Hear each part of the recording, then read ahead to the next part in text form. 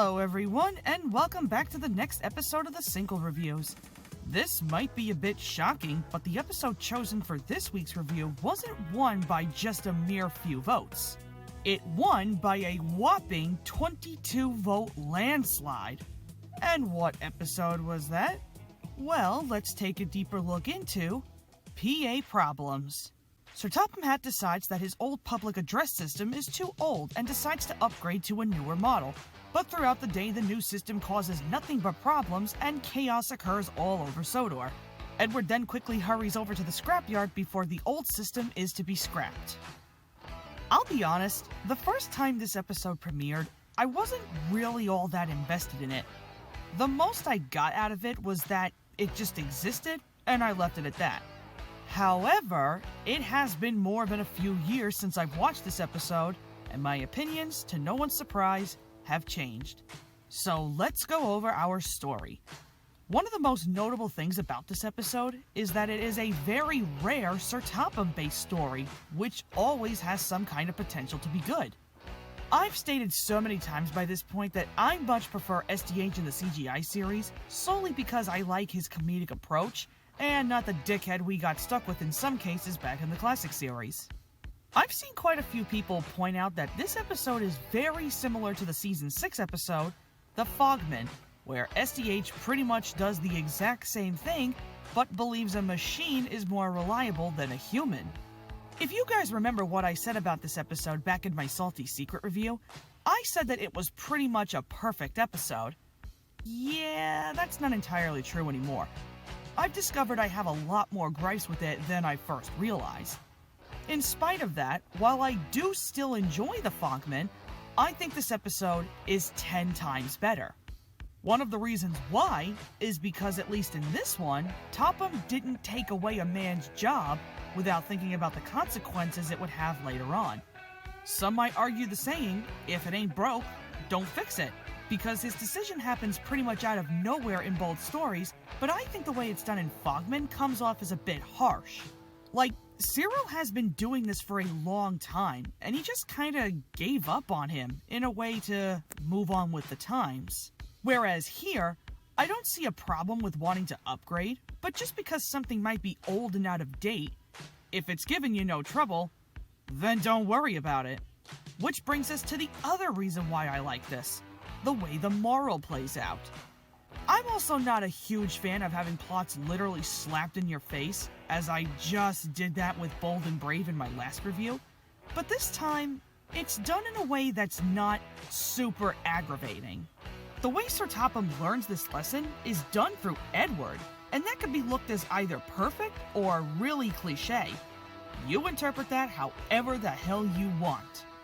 As for our characters, for Sir Topham to learn this lesson, some might say this is a bit redundant, as, well, he already learned this. However, as I said, I find him to be written better in the CGI era, not just for his comedic relief, but I also like how he doesn't feel as uptight about certain situations here. Like when he realizes he made a mistake, and you can instantly feel the emotion behind it. Whereas, if this was in the model era, I don't really feel it all that much. And it shouldn't come off as a shocker that Edward was usually the one to get the short end of the stick throughout most of the eras, but on a very rare occasion, he does get some really good spotlights. I'm not even gonna lie when I admit that the whole trope of Edward being old, and that's what everyone was dealt with, got old very fast. The engines make a few remarks, and he ends up coming back on top, proving he is capable of being a really useful engine, despite his age. It's like the fans are literally screaming, "Alright, I get it!" But here, though, it's sort of like it's trying to take that trope and switch it up just a tiny bit, while not writing about him directly. And in truth, that might have been the best way to write his character. So yeah, while he does flat out say the moral, just because they're old doesn't mean they're not useful. It's not necessarily referring to him, per se, although that might have been a small nudge towards how others feel about him too. And if that was the case, then that is some pretty clever writing from Lee Pressman. And now that I think about it, what's also kind of bittersweet is how many episodes later after PA Problems, came a shed for Edward, and that's where, unfortunately, he was written out of the show. As I've stated before, I don't hate Edward at all. I really do like him, and I really wish there were times where we got episodes as good as this, getting away from the trope and expanding just somehow on his character a little bit.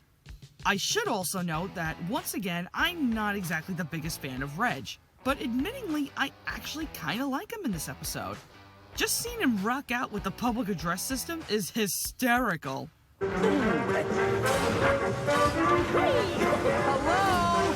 Reg? Woo! Reg! Hey, Edward! Thanks for bringing me that old PA system.